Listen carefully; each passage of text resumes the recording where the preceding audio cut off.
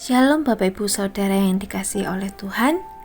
Mari kita kembali belajar firman Tuhan hari ini yang diambil dari Mazmur 29 ayat yang ke-10 sampai yang ke-11 dengan judul Tuhan berkuasa dalam segala keadaan. Demikian firman Tuhan.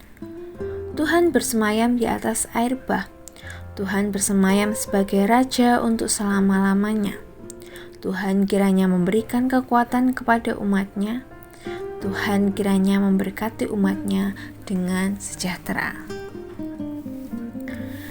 Indonesia adalah negara demokrasi yang sistem pemerintahannya atau mekanismenya dari rakyat, oleh rakyat, dan untuk rakyat. Kedaulatan tertinggi ada di tangan rakyat. Artinya kekuasaan tertinggi dipegang oleh rakyat yang dijelmakan oleh MPR atau Majelis Permusyawaratan Rakyat. Jadi, rakyat Indonesia berkuasa atas negara Indonesia yang dipimpin oleh presiden. Rakyat berhak memberikan aspirasinya untuk kemajuan bangsa. Kekuasaan berarti sebuah kemampuan atau kesanggupan. Bisa juga disebut sebagai wewenang.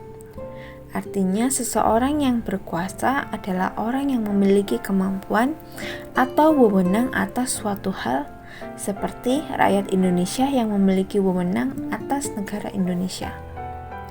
Lalu, siapakah yang berkuasa atas hidup kita? Ya, Tuhan kita. Bahkan dalam segala aspek kehidupan kita, Tuhan berkuasa karena kita adalah milik-Nya.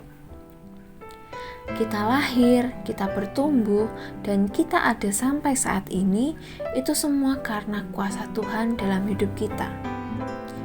Ia mampu memelihara hidup manusia satu persatu tanpa terkecuali. Ia adalah Allah kita yang Maha Kuasa. Mazmur nomor 29 ini menunjukkan bahwa Daud bersyukur atas kuasa Tuhan. Dikatakan bahwa suara Tuhan penuh kekuasaan, mampu mendatangkan guntur, mematahkan pohon, menyalakan api, dan lain sebagainya. Di ayat yang ke-10 dikatakan bahwa Tuhan bersemayam di atas air bah. Artinya Tuhan berkuasa atas air bah. Hanya Tuhan yang mampu mendatangkan bencana yang sangat besar itu. Dikatakan pula Tuhan bersemayam sebagai Raja untuk selamanya. Artinya Tuhan yang duduk di tahtanya memimpin umat-Nya hingga kekekalan nanti. Dari ayat ini kita belajar untuk mengandalkan Tuhan. Sekalipun badai hidup datang menyulitkan perekonomian kita, keluarga kita, studi, pekerjaan, atau kesehatan kita, Tuhan yang izinkan terjadi dan Tuhan juga yang menyertai kita untuk menghadapi itu semua. Mengapa kita harus mengandalkan Tuhan? Karena hanya Tuhan yang mampu memimpin hidup kita selamanya.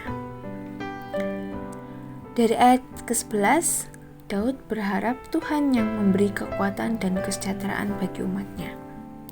Bila kita mengandalkan Tuhan, percayalah bahwa Tuhan yang menguatkan kita menghadapi setiap kondisi hidup kita. Ia yang memberikan kesejahteraan bagi kita. Dalam kesusahan, kita tetap bisa bersyukur, bersukacita, dan merasa tenang serta aman karena Tuhan menyertai dan memberkati kita selalu. Hari ini kita diingatkan kembali untuk mengandalkan Tuhan karena Ia adalah pemegang kendali hidup kita yang akan senantiasa memberikan kekuatan dan kesejahteraan bagi kita. Mari kita menaikkan ucapan syukur kita dalam segala kondisi dan menaikkan pergumulan yang ada dalam setiap doa kita. Amin. Mari kita bersama-sama berdoa. Bapa, terima kasih, kami bersyukur karena hari ini kami boleh diingatkan bahwa kami harus kembali kepada Tuhan, mengandalkan Tuhan dalam setiap kondisi hidup kami, dalam setiap aspek hidup kami, karena kami percaya bahwa Tuhan yang memiliki hidup kami, yang akan senantiasa menyertai kami, memberikan kekuatan dan memberikan kesejahteraan bagi hidup kami.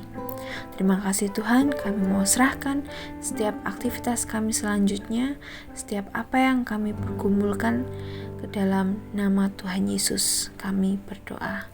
Amin. Selamat bertumbuh keluargaku, Tuhan Yesus memberkati.